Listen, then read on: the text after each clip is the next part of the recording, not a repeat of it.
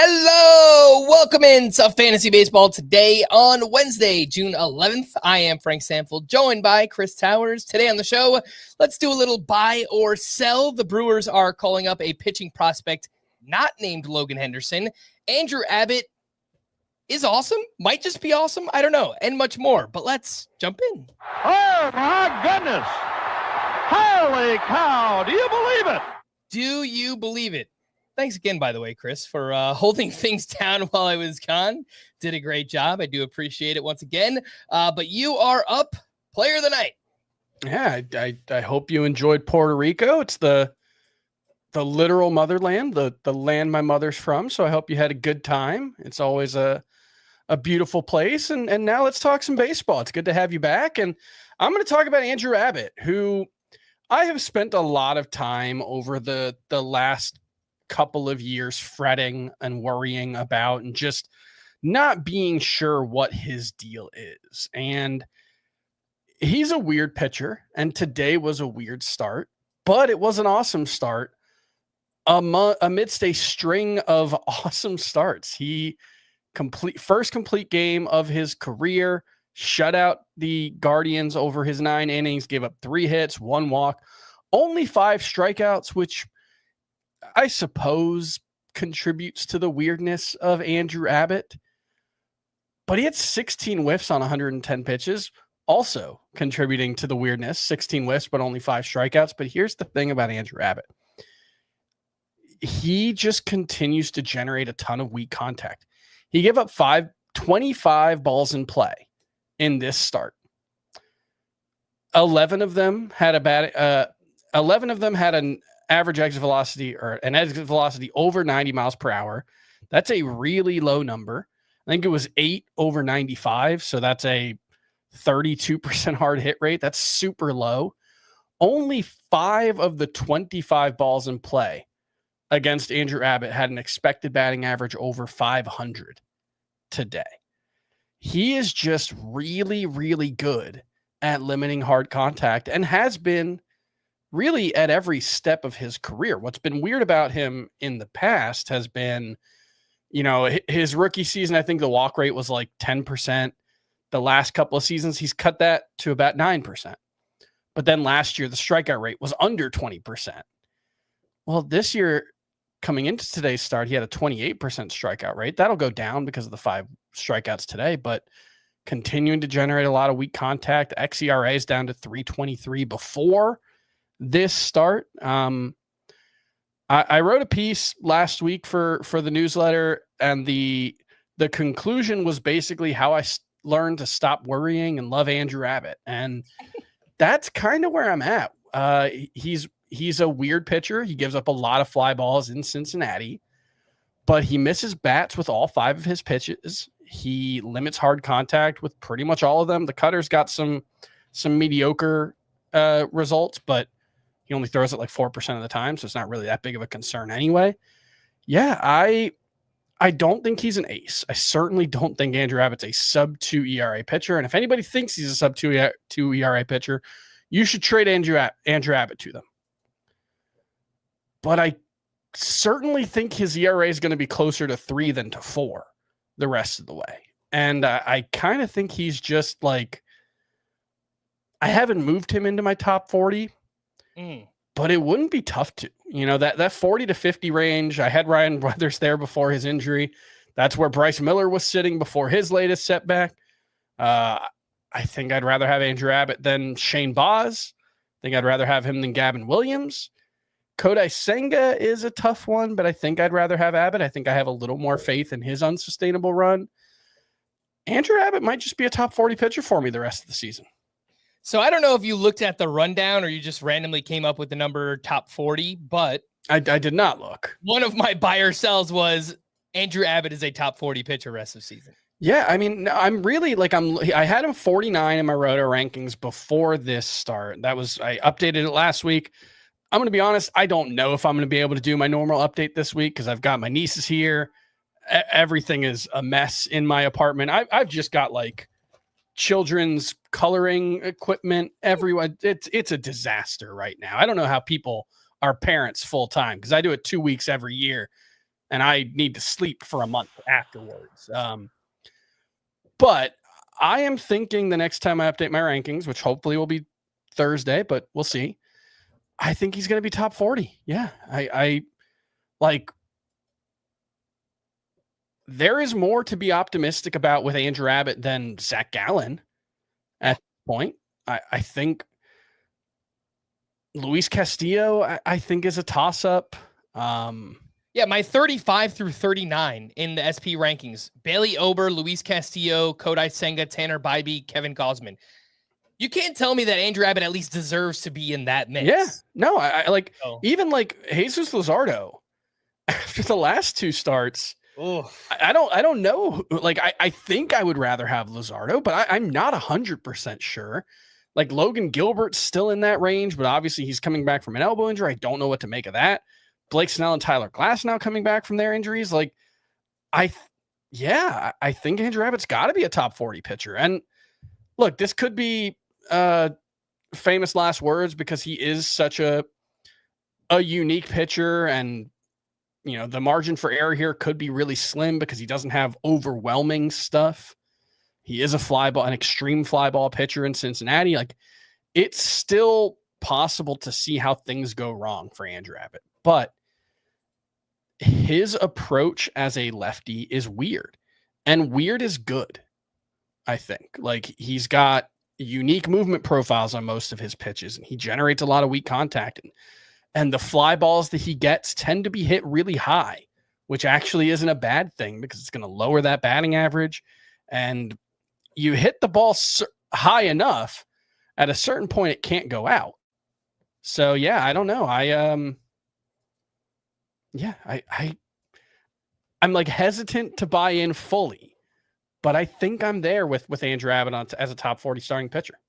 Yeah, I think we should be. I think confidence is growing, and our belief in Andrew Abbott, the pitcher, is growing as well. Best Reds pitcher at this point, rest of season?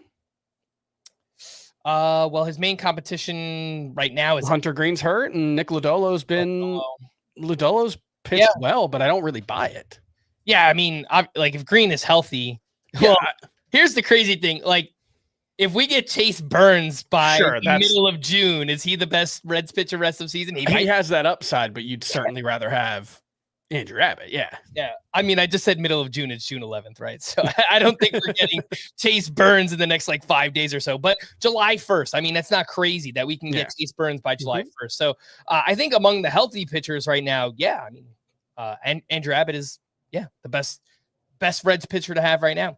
Let's stick with the pitching and go over to Jose Soriano. Where did this come from? Against the Athletics, 7 innings, 2 hits, 1 run, 12 strikeouts to just 2 walks. The 12 strikeouts, first career start with even double-digit strikeouts, let alone 12 for Jose Soriano. He had 22 whiffs on 110 pitches, 16 of those on his sinker, 4 on the curve. Really just leaned on those 2 pitches, and they were awesome. I mean, sinker, 16 whiffs. It's just kind of feels like an aberration here because it's, how often are you going to get 16 whiffs on your sinker? It's just, coming into this start, he had a 15% whiff rate on that pitch. But we were talking beforehand, like, the tools are here. The pieces are here from Jose Soriano, but he throws the sinker so much that he typically doesn't generate whiffs. He almost wants to pitch to contact, wants to get ground balls, and he has really bad control. So you couple those 2 things together, that's how, even after the start, he has a 151 whip on the season. So I think that obviously this is an awesome start, and I hope that he can build off of it. Again, he has that potential, but I personally still need to see more. Looks like he might line up for the Astros and the Yankees next week. I mean, even that is a 2-star week. That's pretty scary for a pitcher that's as volatile as Jose Soriano. So I don't want to be a Debbie Downer here, Chris. Great start, but I think I need to see more. Yeah, so when I saw the 12 strikeouts in 7 innings for Jose Soriano, my first thought was, must have had a great start with the curveball and splitter, because those are his best swing and miss pitches. They're good pitches, both of them. And no, that's not what happened. It was the 16% whiff rate, or the 16 whiffs on the sinker. And that's where it's like, I want to believe that there's something here that Jose Soriano can take this and build on it, and maybe he can. But I do think he probably just ran hot in a way that won't prove sustainable. It was really good. Like, he was throwing that sinker, like, pounded the inside lower corner to right-handed hitters. It was like that pitch with the way it moves, man. If he can do that consistently, he's going to be really tough.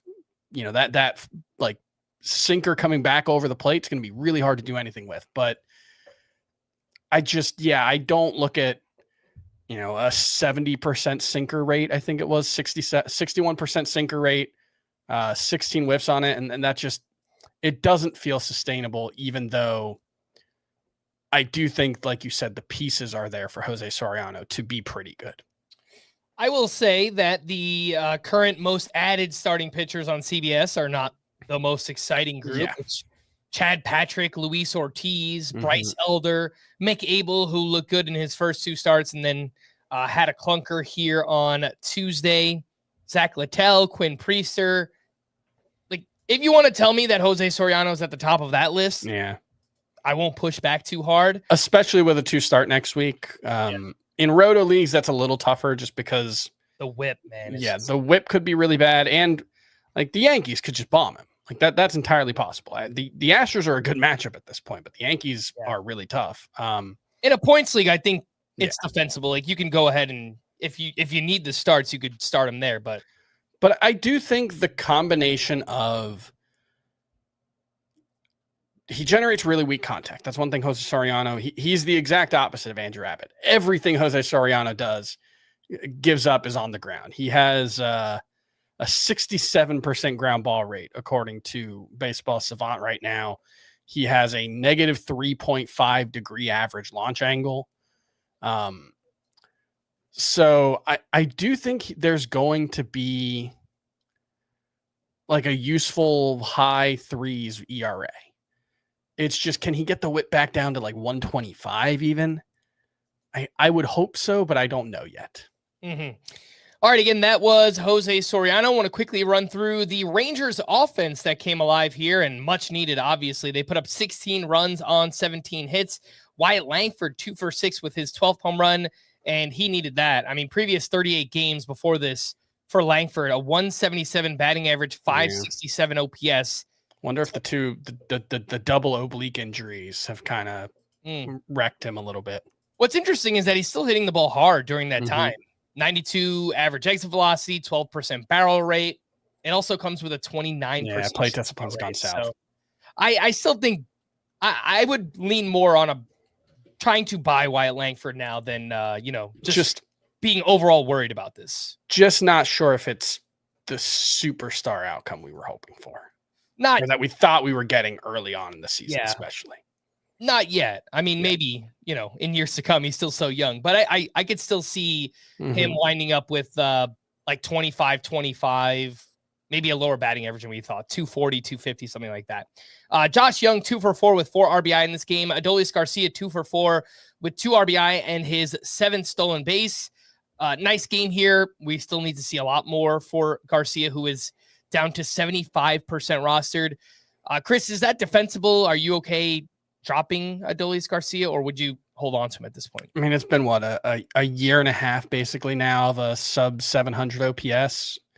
The underlying numbers are maybe a little bit better, but they don't suggest stardom is there. So I do think at this point, Garcia's on the wrong side of 30. I think he's not a must roster player, certainly in points leagues. I would guess that's mostly where he's been dropped. And I think that's probably totally defensible in a points league. Kyle Higashioka went 2 for 5 with 5 RBI. Doesn't really matter much for fantasy. And Evan Carter here, 3 for 5 with his 3rd home run. That's back-to-back games with 3 hits and a home run in each. He has played 17 games this season where he's batting .255, 3 homers, 3 steals, a 772 OPS. Does not play against lefties. 32% rostered. That feels a little low to me, Chris. I feel like in 5 outfielder roto leagues, like somebody probably has a need for a 5th outfielder or utility hitter. So, I mean, even being a strong side platoon bat, I think Carter the rest of the way could have like 15 potential. Well, the problem is he had like a 470 OPS 3 days ago. Yeah, but it's much higher now, though. No, I am inclined to give Evan Carter the benefit of the doubt and to take a positive sign like the last 2 games where he's had 6 hits and 2 home runs and say this is something to build on, because I do want to believe in him and I believe in the talent. And look, 15 months ago, we were talking about this guy as a potential star. And I will give him that benefit of the doubt if all it costs is some fab, because, you know, that's fine. That's there's no real downside to it. It's a very small sample size for success. It is the thing I want to stress with Carter. And on the whole, he has not hit the ball well, which he had a sub 500 OPS 3 games ago. So of course he hasn't hit the ball well. Mm-hmm. I would take Parker Meadows over Evan Carter with all the good that I just said. I do like Parker Meadows more. And, Scott and I were kind of gushing about Joe Adell yesterday, and he's hot right now. I think I would take Adell over Carter too. Adell's expected stats are really good. Like 275, 280 expected batting average, plays every day. Yeah. Defense is really bad, but the Angels don't seem to care all that much about that. I think I would take Adell if you're talking about starting someone right now. If you're talking about like a long-term upside thing, if you don't need a starter, I could see the case for Carter over Adell. I do think there's probably more upside there, or at least a broader skill set, because Adell, I think batting average is probably going to be a concern. Not going to steal many bases. Carter, the athleticism still looks pretty good. Mm-hmm. All right, before we hit our first break, just a reminder to sign up for the FBT newsletter. If you haven't already, you can head to cbssports.com/newsletters to sign up for free. And big thanks to those watching us live. Make sure to hit the like button and subscribe on YouTube as well. Let's take a break, and we'll be back right after this.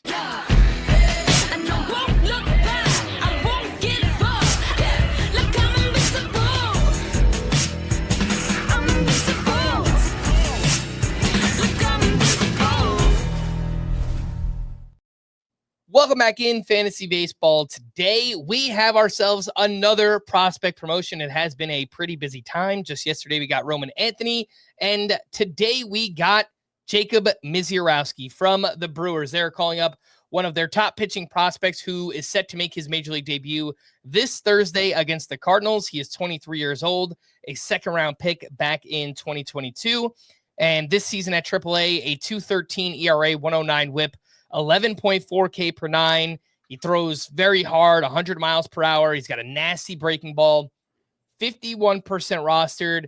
Chris, we mentioned earlier that the most added pitchers right now, not really great. Do you think Misiorowski jumps to the top of the list?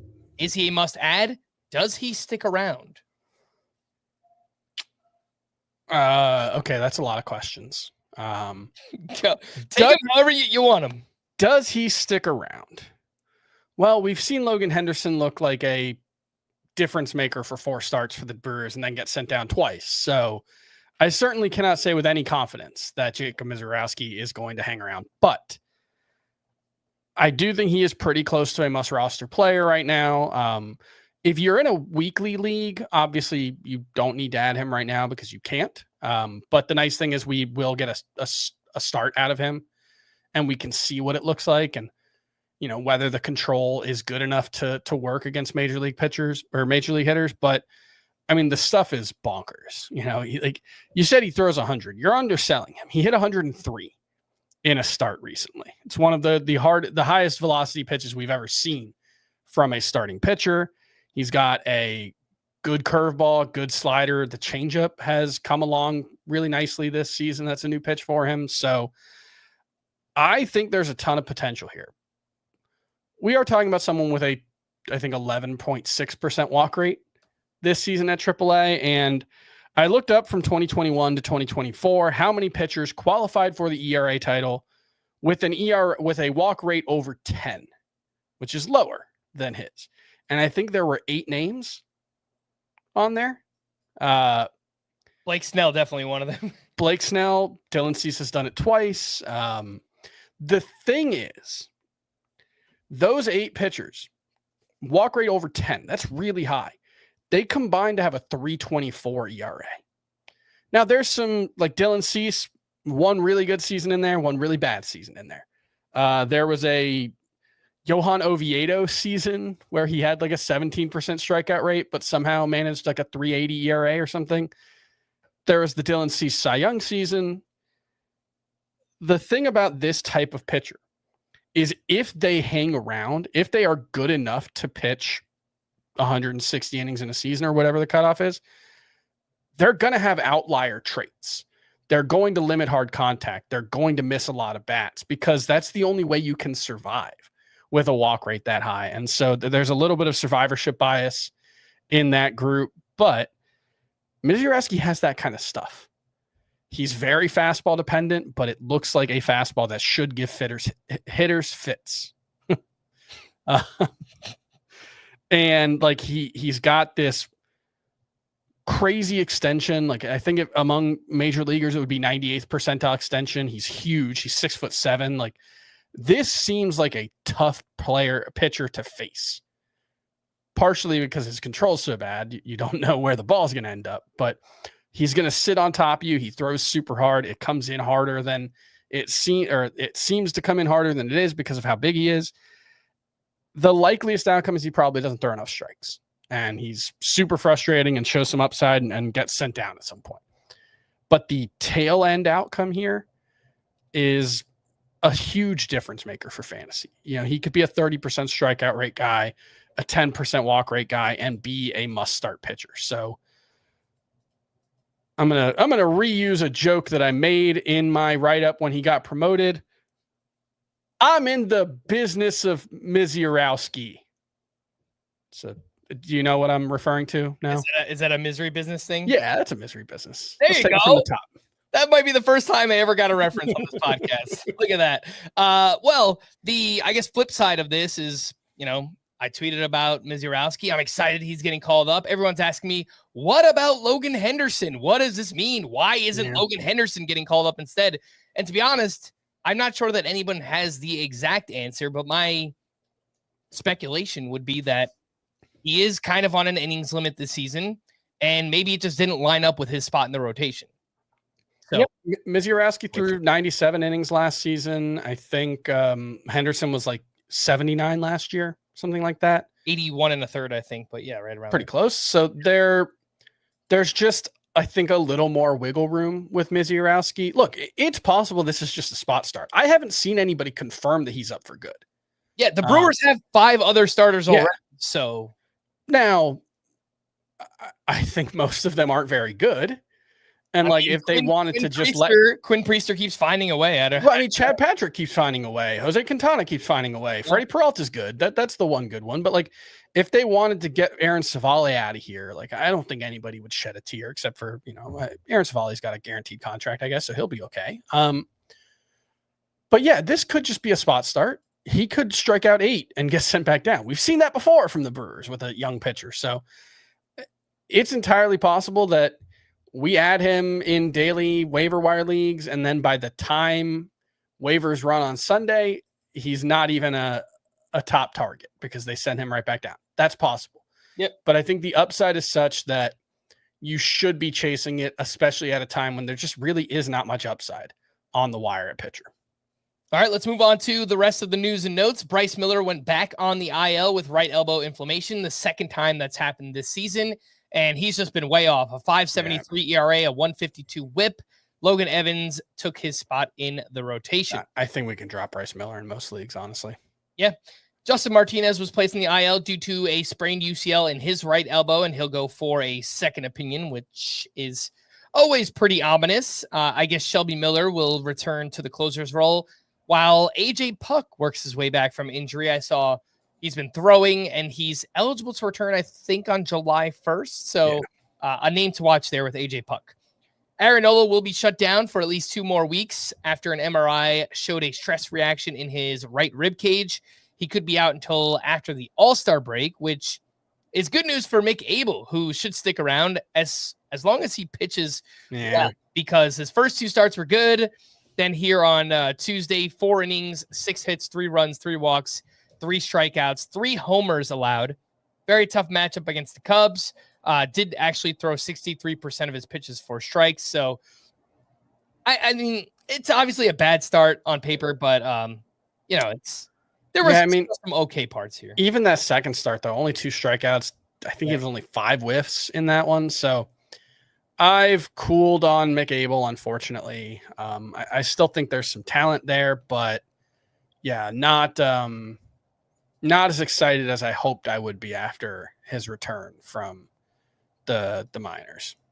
Jazz Chisholm left Tuesday with neck tightness, and I saw him steal third base, and his head kind of like rammed into the third baseman. So I think that's probably what happened. They had a big lead too, so hopefully he's all right and in the lineup on Wednesday. Logan Gilbert recorded 6 strikeouts over 5 scoreless innings in a rehab start at AAA on Tuesday. Kind of feels like he's ready to go. So velocity was back for him in that one as well. It had been down in his previous rehab start, so that's a good sign. Let's see over the next couple of days just how his body and his arm responds to this outing. But, if it's all good, then I think we should see Logan Gilbert pretty soon. Shota Imanaga will need a couple more rehab starts before rejoining the Cubs. Matt Chapman was placed in the IL due to right hand inflammation, and I've got replacements here for all different sizes of leagues. So in shallower leagues, you've got Addison Barger, Miguel Vargas, Jake Berger. In medium-sized leagues, you have Jonathan India, Javier Baez, Ryan McMahon, Brett Beatty, Connor Norby. And in deeper leagues, Otto Kemp, Eric Wagaman, DJ LeMahieu, and Abraham Toro. Brendan Donovan left early with left toe discomfort. The Orioles activated Jordan Westberg and Cedric Mullins, while Heston Kierstad was optioned back to AAA. Emmanuel Rivera was designated for assignment. Westberg actually did hit a home run in that game, his 5th home run of the season. Good to see. Shohei Ohtani faced hitters in a 44-pitch, 3-inning live batting practice, and he could be back to pitching with the Dodgers after the All-Star break if all goes well. Jacob Wilson was scratched from the lineup with hamstring tightness. Giancarlo Stanton started a rehab assignment at AA, and he went 2 for 3 with 3 RBI and is expected to play again on Wednesday.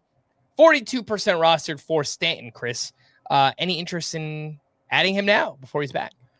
I just don't see any way he's going to play every day, right? Like anywhere close. They're not going to put him in the outfield, are they? No, but I still think in a 6-game week, I still think he'll play 4 to 5 games a week. And then Ben Rice is just done? Well, I was going to bring this up later, but Ben Rice made his 5th appearance at catcher, meaning he now has eligibility on CBS. Okay, so it matters a lot less now. Yeah. I saw a video recently of Paul Goldschmidt taking grounders. Yeah, I saw that one as well. I don't know. I don't know if they would actually do it. Like, yeah, DJ LeMahieu's actually starting to hit a little bit now. He's up around like a 270 batting average. Yeah. I guess they can scrap JC Escara as their backup catcher and just leave Ben Rice there as their backup catcher and kind of mix him in a couple of different pieces throughout. I don't know exactly how it's going to play out, but so I will say the fact that Rice is now catcher eligible lowers the threshold considerably. Gosh, is he going to be like just like eyeballing? Is he going to be a top 10 catcher for sure? Is he going to be top 6, top 7? Might be. My first read was not to put him that high. For the reasons that we're talking about, but like, I don't know how much he's going to play. Like, I would still rather have. Would you rather have Salvador Perez than Ben Rice? Yeah, I was going to put him around like 15 or 16. I don't know. I have no idea. Austin Wells, Tyler Stevenson, Hunter Goodman, Agustin Ramirez. I think all those guys are just going to play more than Ben Rice. I think they're all going to play more. I think Ben Rice is a better hitter than any of them, though. I agree with that. If he's playing 4 games a week and they're playing 5 or 6, it's a more interesting question in Roto, which are 2 catcher leagues. I think head to head, even in a catcher, he's probably pretty fringy, but that does definitely make the it makes me stress out a little bit less about the playing time. But that being said, Stanton, if he's only playing 4 games a week, I don't think you need to add Stanton before he, like, let's see him get up and look like Giancarlo Stanton and produce. Okay. But I don't, anything else beyond that. Yeah. Cody Bradford will throw a bullpen on Wednesday. He's recovering from a sprained UCL in his left elbow, 13% rostered. A name that you can look to stash, I think, in just deeper leagues for now. Craig Kimbrell signed a minor league contract with the Rangers, which is not really a bad landing spot for a team that, hasn't really had a great closer all season. Not that Kimbrell could be a great closer anymore, but they have looked for seemingly every excuse not to give Chris Martin the closer's job. So why not Craig Kimbrell as well? With his 91 mile per hour fastball at this point. Jorge Mateo was placed in the IL with left elbow inflammation, retroactive to June 7th. And I also saw that Jack Caglione now has outfield eligibility. So you can play him both at first or outfield. Let's talk some waiver wire hitters here from Tuesday's action. Alejandro Kirk just keeps on crushing it. 3 for 5 with his 5th home run. And over his last 35 games, Alejandro Kirk is hitting .387 with 4 homers, 25 RBI, and OPS around 950. He is crushing the ball right now. 37% rostered. And the other name here is Gabriel Moreno, who I wanted to bring up. I got to do some quick math here because he went 1 for 4 with his 5th home run. He added 3 RBI. All 5 of those home runs have come in like the last 20 games or something for him, right? Yeah, so last 21 games, he is hitting 329 with 5 home runs and 15 RBI and OPS over 950. So 2 names here, similar skill sets, both hitting well. Chris, who do you like more, Alejandro Kirk or Gabriel Moreno?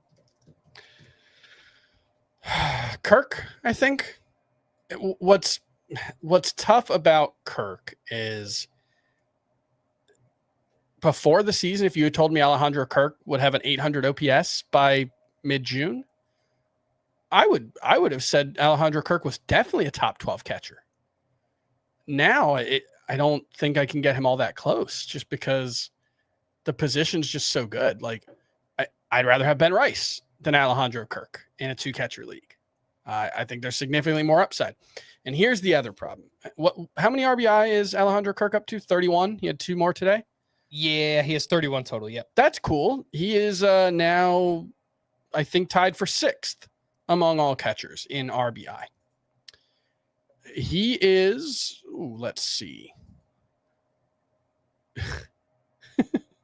He is tied for 26th in runs scored with 14 in 53 games. He has scored as many runs in 54 games as Miguel Amaya in 27 games. Wow. He has fewer runs scored than luminaries such as Elias Diaz and Patrick Bailey and Dylan Dingler. I actually like Dylan Dingler. I think he's pretty good. It's just 5 home runs. The batting average is great. The RBI are okay. Everything else is bad. So I'd rather have him than Moreno, I think, but I don't think either of them is certainly not a top 15 catcher. And I'm not even sure either of them is like, they're probably top 18-ish. Mm-hmm. Like, I think you'd rather have them than Francisco Alvarez at this point or Keibert Ruiz. Yeah. Yep. But like, would you, if Kyle Teal was available in a 2-catcher league? Kirk's a more likely contributor. Yeah. But I think Teal has more upside. I'd probably go Teal over both. But then I think he's right. Yeah, I think like in that 16 to 20 range. Yeah, I think but like that just speaks to the strength of the position right now because Kirk is doing what we always hoped he would do. Mm-hmm. Yeah, I think I would lean Kirk over Moreno. I think both are obviously very solid and usable in 2-catcher leagues. 1-catcher leagues, probably not, unless you play in a very deep league there. Some middle infielders. Andres Jimenez had himself a big game, 2 for 5 with his 4th home run, 4 RBI. Jose Caballero is running wild. He has 6 steals in his past 5 games. He also leads all of baseball with 25 steals this season.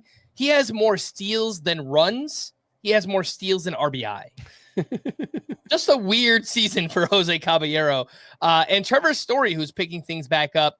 Last 11 games, he's hitting .310 with 3 homers, 13 RBI, 1 steal, OPS over 900, and hitting the ball really hard. So, Chris, do any of those names stand out to you? Jimenez, Caballero, Trevor Story. I mean, Caballero, we know exactly what this is.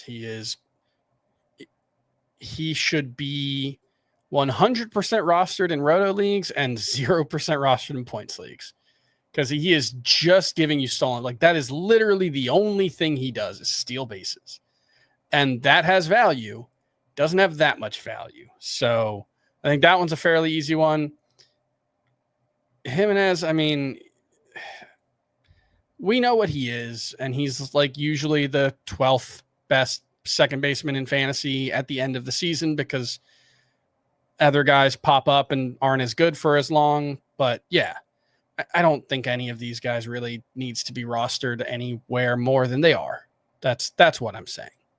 All right, let's take our final break, and when we return, we'll hit the waiver wire pitchers, do a little buy or sell, and we'll do all of that right after this. When you need your sports news all the time, we've got breaking news to bring to you. CBS Sports HQ gives you a snapshot of all the sports that matter to you. When you need your sports in a snap, find it on CBS Sports HQ, streaming free anywhere you are. Welcome back in Fantasy Baseball today. Quick look at the waiver wire pitchers from Tuesday's action. Shane Smith turned in a quality start at the Astros, 6 innings, 1 run, 4 strikeouts. Seems like he was a little fortunate here because he did allow 14 hard hits in this game. But overall, it's been a very strong season for Shane Smith. Lucas Giolito turned in a quality start against the Rays, 6 innings, 1 unearned run, 4 strikeouts, 13 whiffs. You like to see that, but also gave up some hard contact. He's just been so volatile. I mean, for years now, but especially this season so far. Slade Ciccone, a solid start against the Reds, 5 innings, 1 run with 8 strikeouts for him.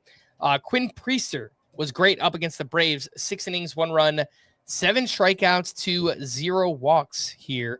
Chris, anyone stand out from this group? Quinn Priester, Slade Ciccone, Lucas Giolito, and Shane Smith.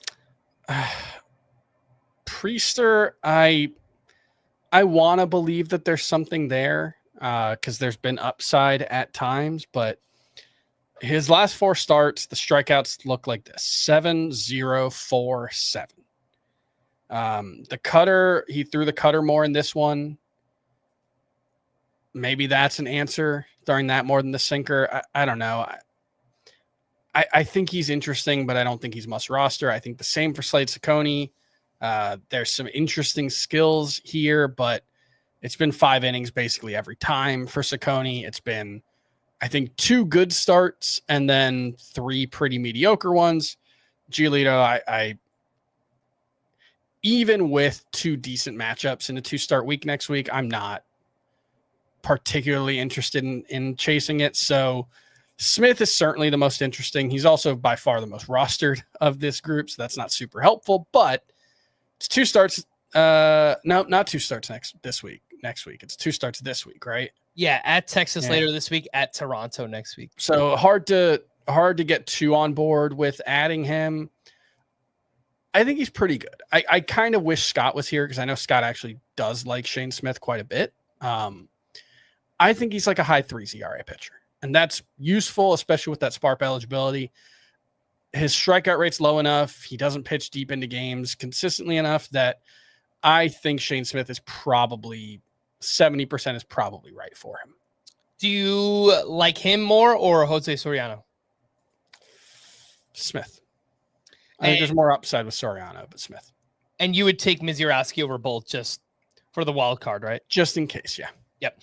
All right, let's do a little buy or sell. And first up, Bryce Terang, 0 for 3 with 3 strikeouts here. And in his first 25 games, he looked great. He hit .350, 3 home runs, 8 steals, 845 OPS. And in his next 40 games, Bryce Terang is hitting .199 with 1 homer and an OPS below 600. So, Chris, buy or sell? We got duped by Bryce Terang 2 years in a row. I sell this one, actually. I'm kind of surprised, but I do. He has Baseball Savant has the ability to look at rolling X WOBA over X number of plate appearances. So you can look at it over the last 250. His X WOBA over his past 250 plate appearances is 348. Over his last 100, it's 369. Over his last 50, it's 381. Based on the underlying numbers, Bryce Trang's actually been better. Now, there's been a drop in his exit velocities in that time, but still significantly better than last year. Strikeout rate's up a little bit, but not in a concerning way. I think he's fine. Not like a 290 hitter, but I think his current 261 batting average, that feels pretty good. Maybe a little higher, 270 even. A lot of stolen bases. I know that's been a little disappointing. You know, we were expecting more like last year's 50. He's on more of like a 35 steal pace. But I don't know. I think Bryce Turang is certainly a must roster player in any roto league and probably pretty close to that in head-to-head points. So yeah, I like it. I hope you're right, because I traded for him in NL Labor last week, and man, I need steals and batting average in the worst way. So please be right, and let's get Bryce Turang back on track. Wilson Contreras, 1 for 5 with his 8th home run. He added 3 RBI, and you know what? Not really having the season that we thought he would here for Wilson Contreras, but buy or sell, you should still be trying to buy Wilson Contreras. Yeah, I think so. So he was hitless in the first 5 games of the season. This is another one of those. I think he struck out 8 times in the first 5 games, 9 times in the first 5 games. There was a lot of that going around. Since then, he's basically been like a 780 OPS hitter. I don't know if we should have expected that much more than that. Obviously, that would be a little bit disappointing if he was hitting 260 if he finished the season with 260, 20 homers. I don't know, 90 RBI, I think is what the pace is roughly. That'd be a little bit disappointing. That's still really good. Like, I think he's still the number 6 catcher in Roto. At least he was at the end of last week when I looked. I don't know. He's been a little bit disappointing, but yeah, I buy that you should be trying to buy him. Yeah. I agree. The expected stats, for what it's worth, 282 XBA, 512 X slug. And I don't know if you've noticed this, Chris, and maybe it's just the players that I'm looking at and in the order that I'm looking at them. It feels like there are more hitters underperforming their expected stats this season than in previous years. I don't even know how I would look that up or find it. It sounds like maybe a research project that you would be able to figure out, but not many other people. But I don't know. It just feels that way. We can just do it by setting some arbitrary parameters. So let's do under or overperforming their expected WOBA by 10 points either direction. There are 58 players overperforming their expected WOBA by at least 10 points. And there are a lot more. 125 underperforming by at least 10 points. Let's do the same thing for last year. Last year, there were 74 who overperformed their expected WOBA by at least 10 points. And there were 81 who underperformed by at least 10 points. So, boom. Yeah, it feels a little off balance. And that's one of those things that those expected stats are, they typically have to be adjusted for the offensive environment in any given year. And the offensive environment this year hasn't been that different, but I do think there's something to that where, the players who are underperforming maybe aren't underperforming by quite as much as it seems. There's something there. So I don't really know what to make of it. I don't know if that just means that just take them with a little bit of a more of a grain of salt. That if someone's underperforming by 15 points of expected WOBA, I think you probably look at that and say, well, maybe they're not. Mm-hmm. If they're underperforming by 40, I don't know if that's exactly what Wilson Contreras is, but that feels like it's probably in the ballpark. Yeah.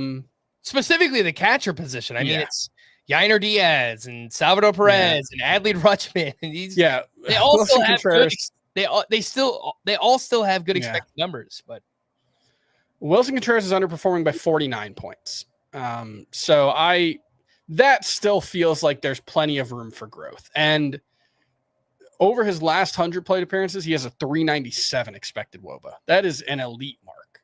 Yeah. Even if he's not that, he's still clearly an above average hitter. And like I said, I think he's still been a top 6 catcher in Roto. So if this is the floor, that's pretty good. All right, we got some signs of life from Luis Robert, 2 for 4 with his 6th home run, his first home run since May 2nd, over a month for Luis Robert there. Buy or sell that Luis Robert is more of a buy than a drop?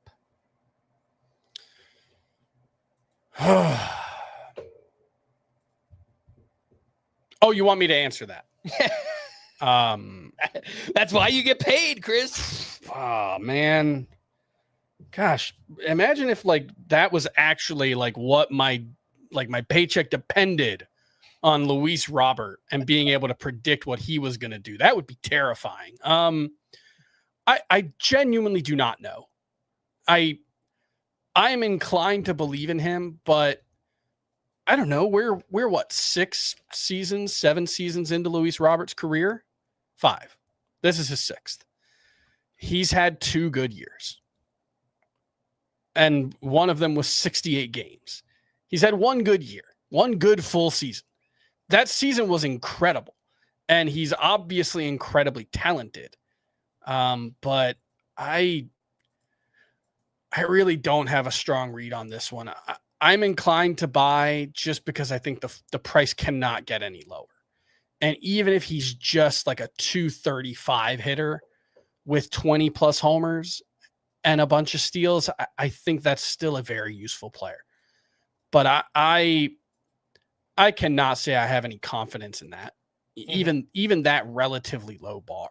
Like I was on board with the narrative that, oh, he was just bad last year, but now he's going to be motivated to get traded. He was, and like, I don't know, maybe that's still it. Maybe he's just like in a funk because that situation is so bad, but I don't know. You can only give the benefit of the doubt for so long on these things. Yeah. And he really hasn't earned it.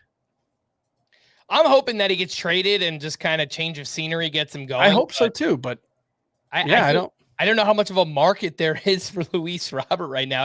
I think a reporter asked him earlier in the season, like, do you think you're going to get traded or how do you feel about that? Like, whatever. And he said, why would anybody want to trade for me right now? It's like he even acknowledged that he wasn't playing well. So it's definitely been a weird season for him.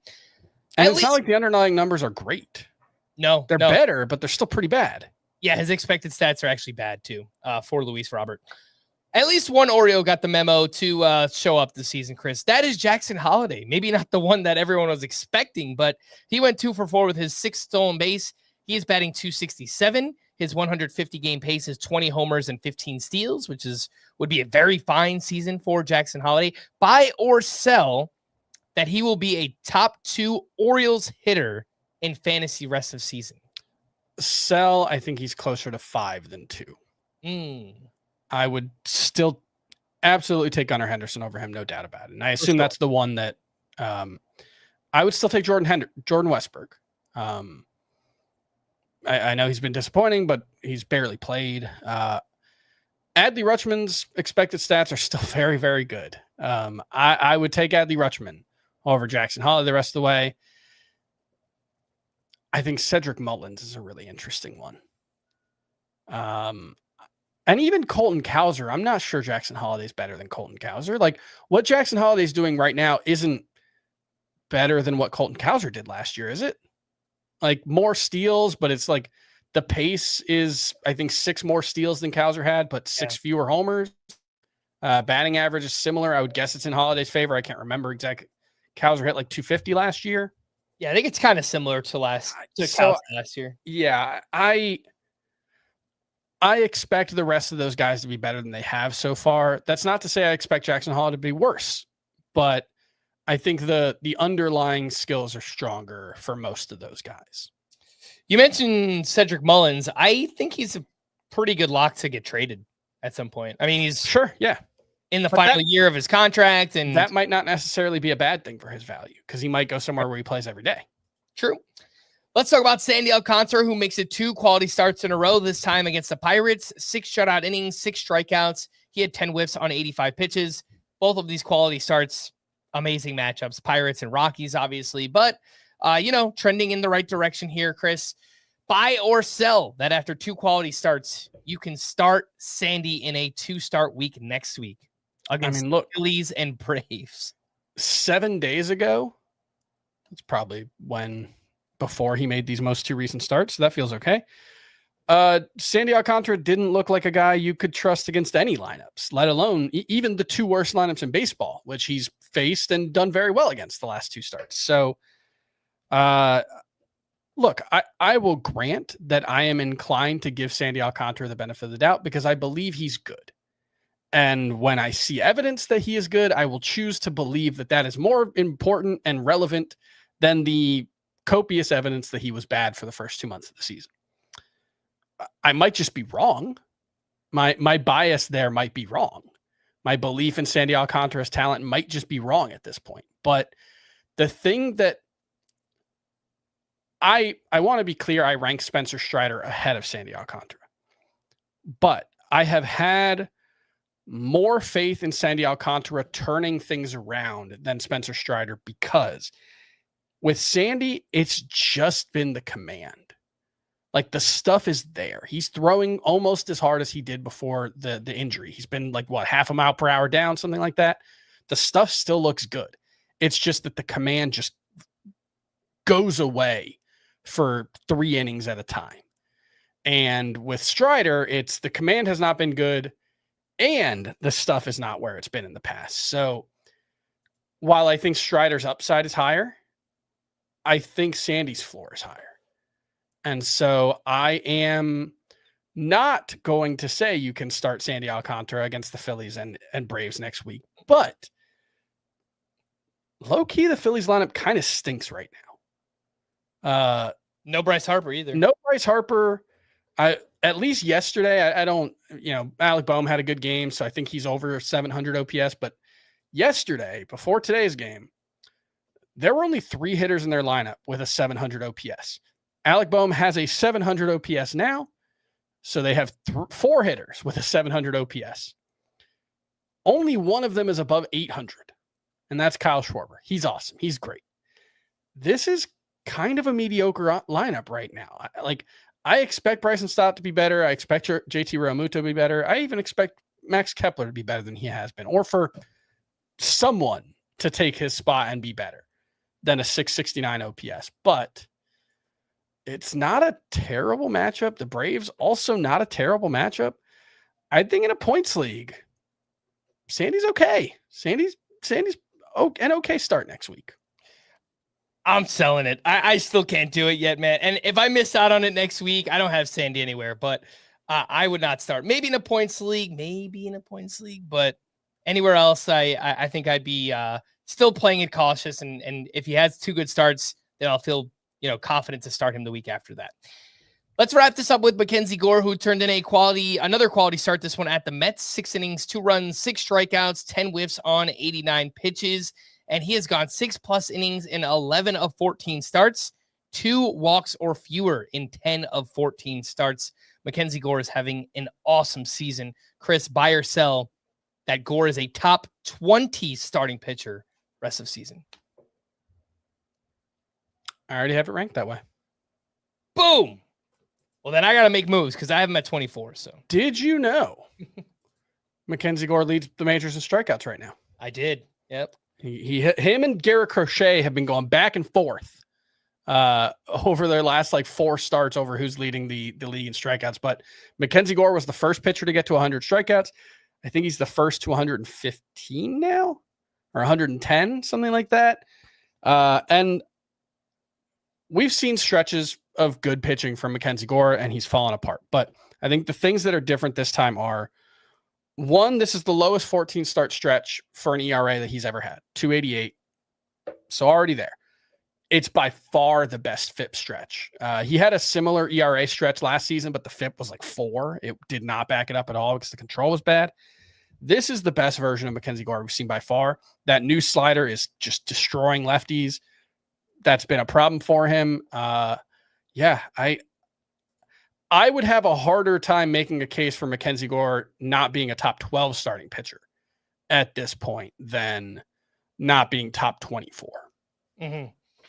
All right, let's get into some leftovers here and some hitters that are picking things up. Juan Soto, over his last 11 games, is hitting .378 with 4 home runs and an OPS over 1,300. Jackson Chourio, last 19, is hitting .309 with 4 homers, 5 steals. And Lourdes Gurriel, who I was supposed to add the numbers in here, and those late games, Chris, they get you every time. Let's see what Lourdes Gurriel did. He went 2 for 4. So that would be 52 divided by 171. It's something like over 300. 6 homers, 7 homers, 27 RBI, 3 steals, and OPS over 850. So Gurriel, slow start, but obviously has picked things up. Anything to add on those 3? I just think with Gurriel, we know what he is, and it's not an 850 OPS bat. It's a high 700s OPS bat usually. So he's been good. I don't expect this to last. That's all it is. And then Soto and Chourio are awesome. They're superstars. I never really had very, very many concerns about either of them. All right, some other hitting leftovers here. Aaron Judge destroyed a baseball. Home run that was hit 117.9 exit velocity, 469 feet. He has 3 home runs in his past 2 games. He is amazing. O'Neal Cruz, 1 for 4 with his 13th home run. Batting average, though, kind of a problem. And that's because of the strikeouts. A 33.5% strikeout rate for O'Neal Cruz. That's not going to get it done. Roman Anthony is on the board, 1 for 4 with the 2-run double. That was his first career hit. Spencer Torkelson continues his resurgence, 1 for 4 with his 16th home run. Ian Happ had himself a big game, 2 for 3 with 2 walks and 2 homers. Power down a little bit this season. The quality of contact is down. Ian Happ got off to a slow start last year, and he always winds up with the same numbers. So not really concerned about that. CJ Abrams, 3 for 4 with his 9th home run, and he was pretty cold before this game, hitting 143, I think, in his past 20 games or so. So Abrams, we know Abrams is like a super streaky player. Yeah. And Austin Wells had himself a big game, 3 for 4 with his 11th home run, 5 RBI, 41 RBI, second among catchers this season. Pretty good. How about that? Anything to add on those names? I think I had just kind of assumed that Aaron Judge had slowed down without actually having any evidence of it. Watching the games, I feel like there was a 2-week stretch where he was not hitting well. But that's not true. He's still hitting 396. He hasn't gone more than, I think his longest stretch without a home run is 6 games. And in that stretch, he had a 2-hit game and a 3-hit game. The RBI have slowed down, I think. He only had 18 RBI in May. That counts as slow, I guess. But no, he has at least an 1159 OPS in every month this season. Aaron Judge, his expected WOBA over the past 100 plate appearances is down to 423, which would still be one of the best marks in baseball. He's ridiculous. This is, enjoy it. This does not happen often. If you weren't old enough to see Barry Bonds, this is what it was like. And I don't say that lightly. And then this has nothing to do with fantasy baseball. I just think it's delightful. Do you know what Roman Anthony's dad is named? No. Roman Anthony's dad is named Anthony. Do you know what Roman Anthony's brother is named? I hope it's not Anthony. Roman Anthony's brother is named Anthony. Do you know what Roman Anthony's grandfather's name is? Anthony. 3 generations in a row. You can't go wrong with that. That is just incredible. I love that so much. I don't have anything to add other than that. That is incredible. That is one of the most delightful things I've ever heard. Just amazing. How did you even find that out? Razball tweeted it out earlier. Oh my god! And it just made me think of, if you've ever seen the movie Pop Star, Never Stop, Never Stopping, one of the funniest movies of all time. Tim Meadows' character was the fictitious fourth member of the band Tony. And his is Tony with a question mark. Tony. And that's what that made me think of. That's all. I loved it. I'm pretty sure Rougned Odor had a brother named Rougned Odor. Rougned Odor's brother was named Rougned Odor. There was also the Marlins prospects, Victor Mesa Jr. Obviously, their father was named Victor Mesa. And then the other one, I believe, was Victor Mesa. Love that. Love these baseball names. Love it. Gotta love it. Pitching leftovers, Max Fried just keeps racking up quality starts. This one at the Royals, 7 innings, 2 runs, 4 strikeouts for him.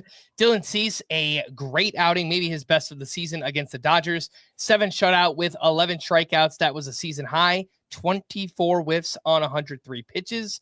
Ryan Pepio, a solid outing at the Red Sox, 5 2/3, 3 runs, 9 strikeouts, 19 whiffs. 14 of those on the fastball. Okay, that's pretty good. Kind of like where these strikeouts are trending recently for Ryan Pepio. And Grant Holmes had himself a mixed outing at the Brewers. 5 1/3, 3 runs, 3 walks. Don't love that. 9 strikeouts, 20 whiffs on 100 pitches. Kind of like that. So anything to add, Chris, on Grant Holmes, Ryan Pepio, Dylan Cease, or Max Fried? Dylan Cease, you're not going to often see a pitcher give up 3 hits in 7 innings and have a whip over 1. Kind of the platonic ideal of a Dylan Cease start. He was unhittable, but also walked 5 in 7 innings. He did tell Eno Saris in an interview last week that he feels like he's about to get hot.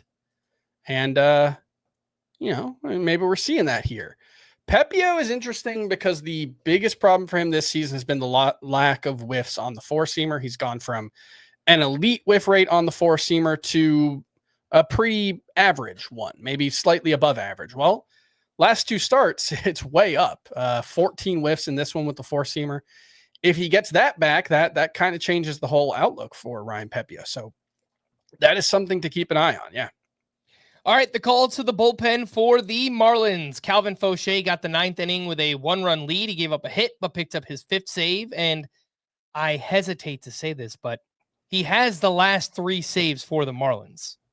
Pretty sure we said that for Jesus Tinoco at some point this season, but Calvin Fauché is 11% rostered. For those in deeper leagues, I do think that he could be a save source. For the Tigers, Will Vest got the 9th inning with a 3-run lead. He gave up a solo homer, but picked up his 11th save.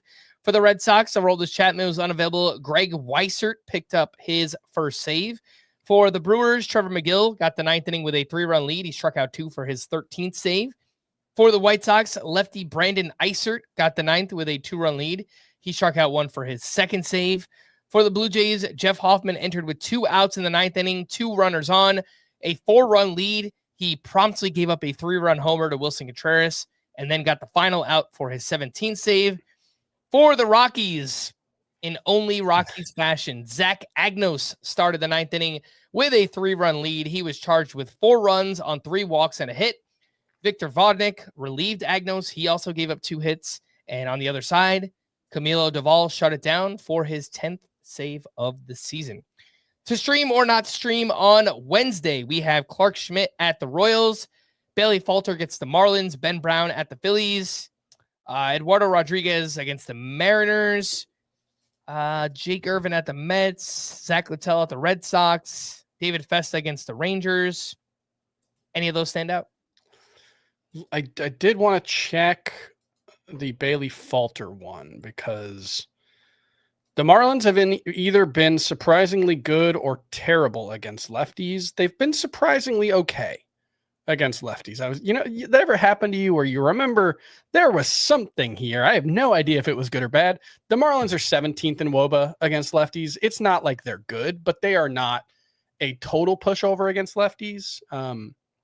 And if I remember correctly, Bailey Falter is a lefty. Yeah, he is. Okay. I'm tired, So I don't think Falter is as good of a streamer as you might think. I would go Schmidt.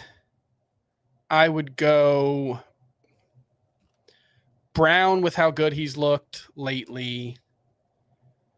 And man, I don't want to trust Littell against the Red Sox. So I'll go Logan Allen as my third there. Okay, and then on Thursday, we have Mike Soroka at the Mets, Patrick Corbin at the Twins, Will Warren at the Royals. Is there anybody else? Yeah, I don't love this group. Davis Martin's been okay, and the Astros are a good matchup right now. Will Warren, it's just been what's been 3 or 4 bad starts in a row after he looked like he was starting to figure it out. I don't think I could trust it. I kind of think Mike Soroka might be figuring something out. He changed that changeup grip. It looked really good in his most recent start. I'm not going to find out against the Mets though. Mm-hmm. Like that's just not going to do that one. Yeah. Will Warren, let's see. Yeah, last time out against the Red Sox, not good. Dodgers, he got clobbered. Yeah. At Colorado, 4 innings, 2 runs, 7 strikeouts. Not terrible, but I think I'd be okay with him at the Royals, though. I think I'd get behind that one. I don't want to pound the table for it, but he's certainly talented, and it's a good matchup. Yeah, smaller slate on Thursday, so Will Warren to me is probably the best one out there. All right, we're going to wrap there. For Chris, I am Frank. Thanks as always for tuning in to Fantasy Baseball today. Please make sure to follow and leave a 5-star rating on Apple or Spotify, and we will be back again tomorrow. Bye-bye.